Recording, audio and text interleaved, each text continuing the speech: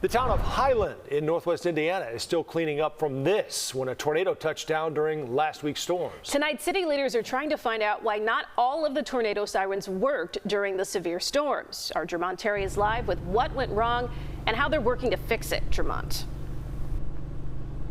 Eric and Joe, there are a total of 6 tornado sirens in this town. And this one here outside the firehouse did in fact go off. And when they are sounding, they are very loud. But folks living in one area where 2 sirens are in the neighborhood, they didn't hear those sirens go off. And tonight, those 2 sirens are still malfunctioning. Excuse me.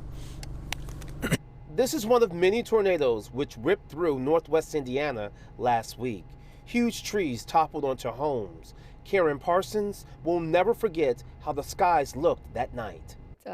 Winds were picking up and then the tornado sirens went off. So I'm like, okay, this is real. She heard the sirens in her neighborhood and she immediately took cover. I mean, that would be horrible because people wouldn't know. But she's perplexed to hear all sirens did not sound clearly. Oh, that's not good because I don't see how that happened in Highland because they test it every Saturday. It turns out, despite testing sirens weekly, it wasn't until the EF0 tornado hit that town leaders 2 sirens were never sounding during the test and failed during the tornado. The reasons for that, not fully known yet. It's being investigated. The village's attorney tells CBS Chicago residents alerted emergency management they heard faint siren warnings, but the 2 sirens in the specific neighborhoods did not sound. And even though they heard sirens, it wasn't as loud and it wasn't necessarily the one, 5 doors away. It was determined on the weekly test days after the tornado hit, those 2 sirens were not working. A vendor came out and says they still can't pinpoint what's wrong, but he assures residents the town is determined to find the source, adding they have the funds to repair whatever the issue.